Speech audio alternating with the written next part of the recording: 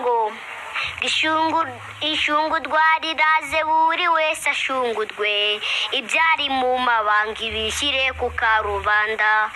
ubu ngubu uraho uri kunywa itabi, ejo mu gitondo cyangwa ku cyumweru uzagenda ubwiriza abantu, kuwa gatandatu ubwiriza abantu, ishungudwa riraze buri wese ashunguzwe ibyo wari ufite mu mabanga. kwa kundi wanywa itabi wihishe nta n'umuntu ubizi, n'umugore we atabizi. ishungudwa riraje noneho nawe abimenye, aho wigishaga bamenye utiza rwose pasiteri ahora tubwira ngo twihane tuve mu byaha. nimugoroba njyewe na mu kiyombo nari kuganira n'abasinzi, njyewe ejo nanjye na mu kiyombo nafite icupa rya pirimusi ari gutaha azogira ngo uti se pasiteri ni pasiteri nyabaki? hari abapasiteri bigize abapasiteri ariko atari abapasiteri. ni nk'abantu bambaye imyenda y'akazi ariko nta karita y'akazi bagira. ukaba wambaye imyenda y'akazi nta kazi ugira, nta n'ikarita y'akazi ugira, ku buryo banagufashe uyambaye bahita bagufunga uti wowe wambaye imyenda itari iy'akazi ariko nta kazi ugize iki ugira. ni nko kwambara inifomu za gisirikare cyangwa za gipolisi cyangwa z'ikinyorondo ariko utari umunyorondo. indangamuntu yawe itanerekana ko uzaba umunyorondo, nta n'ikarita ufite y'abanyorondo cyangwa abasirikare. ni nk'uko hari abantu rero mu murimo w'Imana bagendana Bibiliya gutya mu ntoki, bagendana Bibiliya ariko ukagira ngo ni pasiteri, ariko ngo ni abana abakozi b'Imana ngo niwe uhanura ngo bikaba ibyo ngibyo. uba ufite Bibiliya ariko umurimo w'Imana utawuzi. hari umuntu utazi ukuntu yoba hari umuntu utazi ukuntu mu migani avuga, hari umuntu utazi Zaburi kandi ngagendana Bibiliya. hari abantu benshi bakunda kugendana Bibiliya ariko atanazi n'umurongo, atazi ukuntu igice, atazi uti yobu havuze ngo iki, yobu gutya na gutya havuze ngo iki, atazi ukuntu Zaburi igice cya mbere havuze. ugasanga burya mw'abana mwe twebwe turi abana ariko abantu bakuru buriya Imana izi buri kintu ikoresha. igihe kizagera n'igiti kivuge, n'igiti ubwacyo kivuge. rero ntukajye wanga akazi k'Imana ngugire ngo hari undi wanze, hari abandi babyanze, hari abantu bakiri mu murimo w'Imana.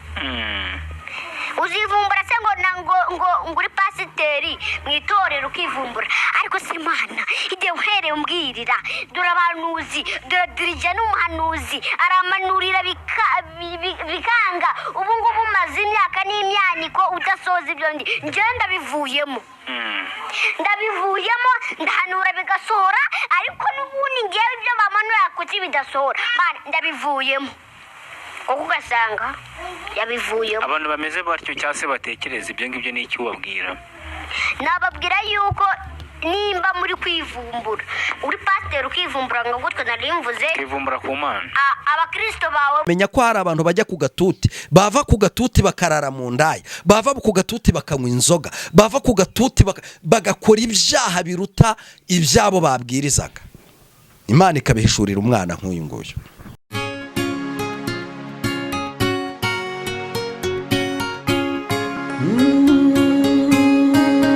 Emana we, Yesu we, ingoma yawe ni amamare.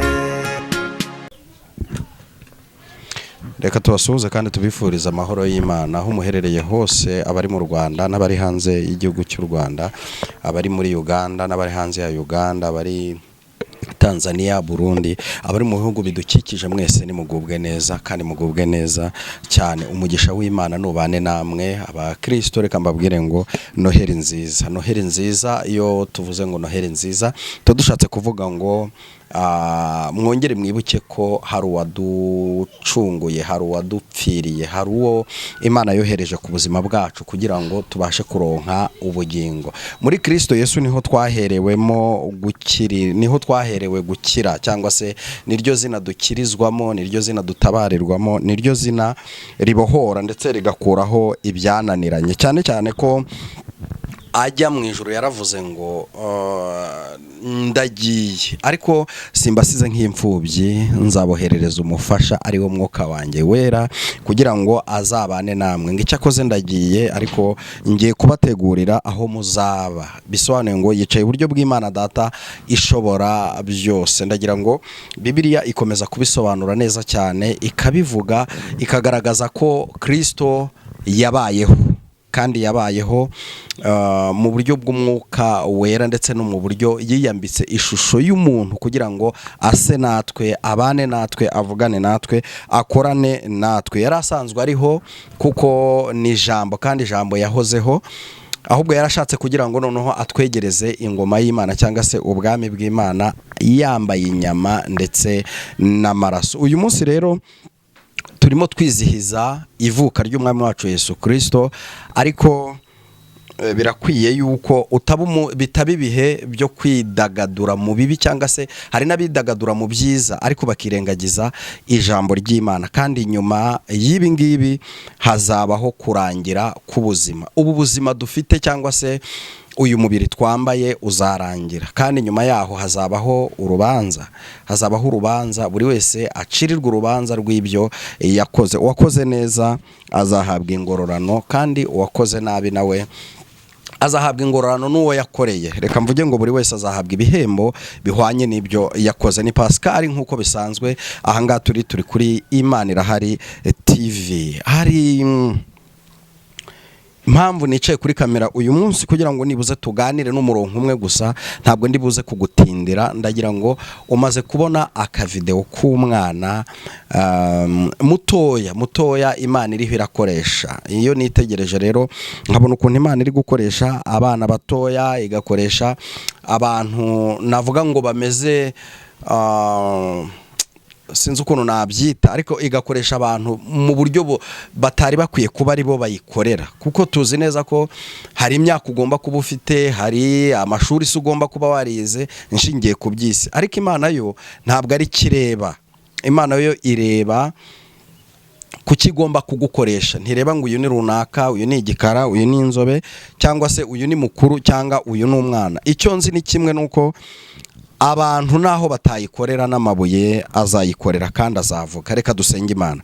Uri Imana igira neza, nta kibasha kurogoya imigambi yawe. Ndagushimiye ko wabanye natwe tukaba twaramutse amahoro. Abari hirya no hino, ari abari nijoro ndetse n'abari ku manywa, bose ngushimiye yuko bari amahoro. Hari abadukurikiye rero, mbasabiye umugisha mu izina rya Yesu Kristo, kandi unyemerere iki kiganiro uze kubana natwe aha twicaye. Ikirere kibi cyacu nk'uko watubwiye ngo aho tuzagera hose twizeye hazaba ahacu. Umwuka wera w'Imana aganze kandi ategeke, mbisabye nizeye mu izina rya Yesu Kristo, amen. Reka dusome ijambo ry'Imana n'umurongo umwe, ngira ngo tubanze dusome noneho twumve icyo Imana yavuze cyangwa se yategetse. Ibyakozwe n'intumwa igice cya 5, turasoma ku murongo waho wa 20. Nimugende muhagarare mu rusengero, mubwire abantu amagambo yose y'ubugingo. Reka twongere dusubiremo. Nimugende muhagarare mu rusengero, mubwire abantu amagambo y'ubugingo. Aho ni mu byakozwe n'intumwa igice cya 5 umurongo waho wa 20. Aba ni bande babwirwaga, cyangwa se ni bande boherejwe, cyangwa ninde waboherezaga? Aha ni Yesu yarimo yohereza abigishwa be, arimo arababwira, cyangwa se Imana iriho iratukangurira kugira ngo tugende mu rusengero cyangwa mu isinagogi cyangwa ahandi hantu abantu bose bateraniye ngo tubabwire amagambo y'ubugingo. Uyu mwaka urangiye hari abantu benshi bagaragaye mu nsengero babwira abantu amagambo atari ay'ubugingo cyangwa se bakora ibintu bitari iby'ubugingo, batangaza inkuru zitari izerekeza abantu mu ijuru. Ariko tubonye umwana mutoya arimo aravuga ibintu bikomeye cyangwa se navuga ngo ni ibintu biteye ubwoba, kuko ikigaragara nuko Imana hari abije kuryoza amatitre cyangwa se amatayito bihaye cyangwa se bahawe. Hariho n'abandi bimitswe ariko bimikirwa gukorera Imana cyangwa se kuvugira Imana by'ukuri, ariko uyu munsi baravuga ibintu bitari iby'ubugingo. Iyo umuntu Imana imutoranyije cyangwa se ikamuhamagara, ikibimuhamagariye ni ukugira ngo abwirize ubutumwa bwiza cyangwa se atangaze ingoma y'Imana, abwira abantu kwihana icyaha ndetse n'igisa nacyo. Nicyo ijambo cyangwa se nicyo umurimo w'Imana uvuze. Donc nimba wowe uri umukozi w'Imana cyangwa waratoranyirijwe gukorera Imana, icyo ugomba kuyikorera ni ugukura abantu mu byaha ukabajyana mu gakiza. Ariko twabonye amadini menshi, uretse ko uyu mwaka washaririye ayo madini menshi harimo ayakoraga neza, harimo n'atarakoraga neza. Wambaza ngo yakoraga neza yazize ikintu uko hari ibyo atari yujuje muri ubu buzima, bisabwa muri ubu buzima, ariko mu buryo bw'umwuka akaba mu by'ukuri yakoraga neza. Ariko twagiye tubona abantu benshi, abavuga butumwa, abapastori bakorera Imana mu buryo butari bwo cyangwa bakayivugira mu buryo butari bwo, aho abantu baheraga mu gitondo basirimba babwiriza ibyabo cyangwa amarangamutima yabo aho kugira ngo bihanishe abantu, ahubwo bakabanta amafaranga kuva mu gitondo kugeza nimugoroba. Ugasanga hari inyigisho zavugaga ngo ibitambo, izindi zikavuga hari n'abandi nabonaga bavuga ngo ibibuno birababuza gusimbuka, birababuza gusirimba, abandi bagasirimba birya cyangwa se bagasirimba babikora mu buryo bwo mu mubiri.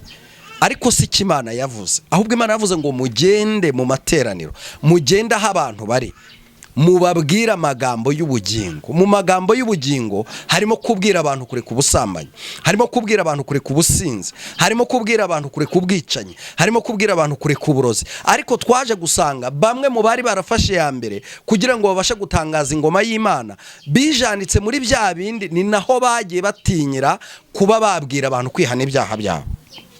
Imana dutabare cyane. Harageze kugira ngo noneho abantu bahindure uburyo bw'ivuga butumwa cyangwa uburyo bwo gukorera Imana. Gukorera Imana ni iki se? Ni ukugenda ugakura umunyago kwa Satani. Hari abo ugomba gukura mu isayo, hari abo ugomba gukura mu byaha, hari abo ugomba gukura mu businzi, hari abo ugomba gukura mu busambanyi, hari abo ugomba gukura mu bujura, kuko nicyo uzamurika imbere y'Imana. Ntabwo imbere y'Imana tuzamurika amazu meza ngo twahanuriye abantu babona amazu, ngo twahanuriye abantu barabyara, ngo twahanuriye abantu mbese ngo twarariye turahaga. Oya, ahubwo igifite agaciro ni uko tubwira abantu iby'ubugingo, ukabwira abantu ibyizerwa, ukabereka neza ko ubu buzima turimo ni ubuzima buzarangira, kandi nyuma y'ubu buzima hari ubundi buzima. Ubwo buzima rero ni ubuzima bw'ubugingo. Imana ishimwe cyane. Ni ubuzima bw'ubugingo, kuko uzanesha azahabwa ikamba ry'ubugingo. Iryo kamba ry'ubugingo ni ry'Imana yasezeranije abayikunda cyangwa se abayikorera mu kuri ndetse no mu mwuka. Ntabwo abo bantu bavuga ngo twebwe turakora ibyaha ngo hari igihe tuzagirirwa ubuntu bwo kwihana ku munota wa nyuma. Ntabwo ari ko bimeze, kuko muri iyi minsi twabonye abantu benshi baratunguwe. Bamwe batungurwa nyine bakoze urugendo bazi ko bari bugera aho bagiye, ariko tukumva nk'impanuka zabaye.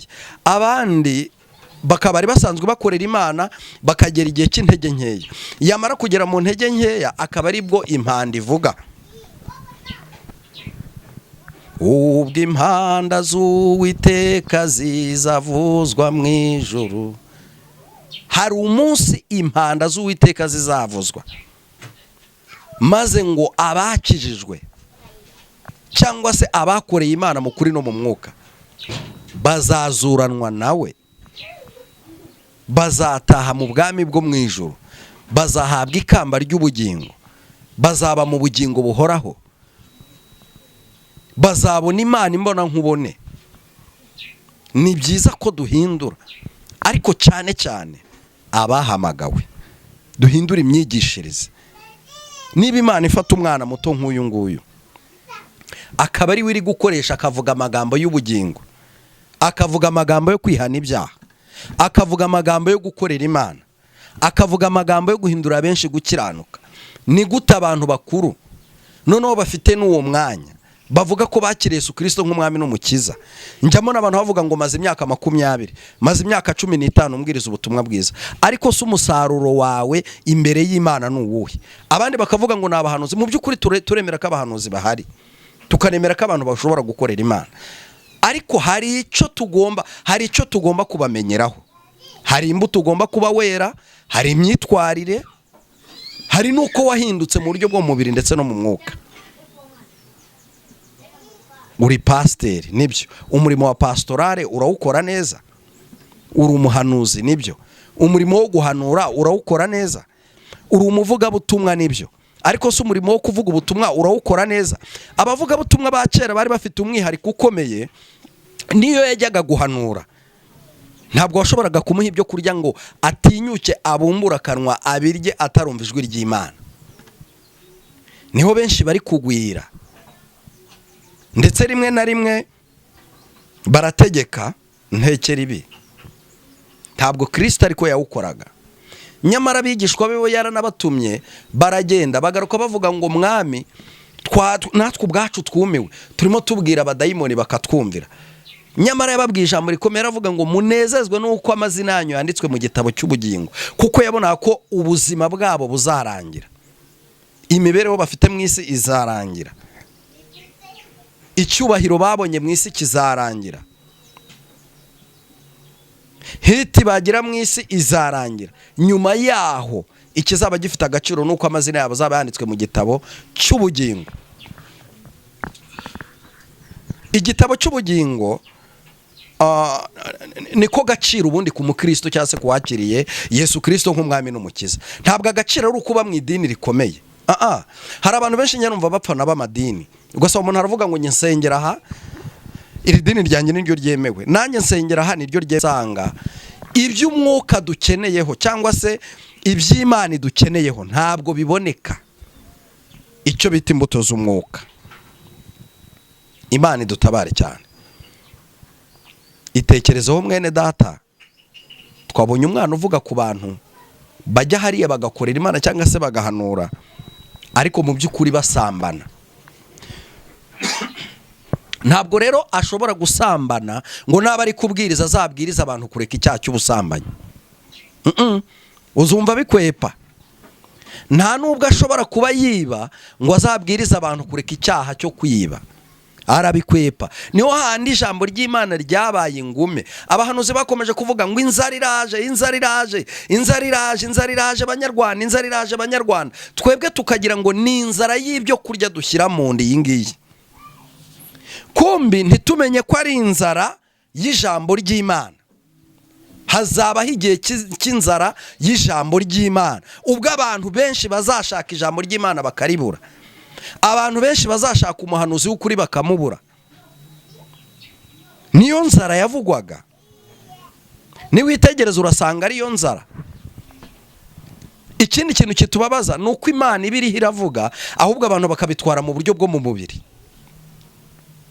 Kandi mu by'ukuri nimba umuhanuzi ahanuye agahanura mu buryo bw'umwuka, ukwiye nawe kubyumvira mu mwuka.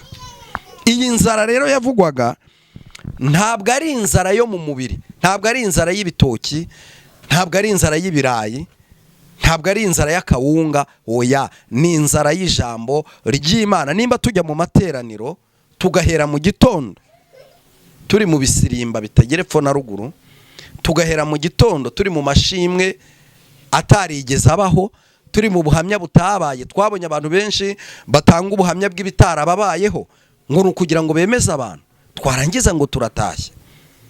Ariko mu by'ukuri tukabura ijambo ry'Imana, kandi ijambo ry'Imana niryo ridukomeza, ijambo ry'Imana niryo ritubohora, ijambo ry'Imana niryo ritwereka neza inzira y'ukuri ni iyihe, inzira y'ubugingo ni iyihe.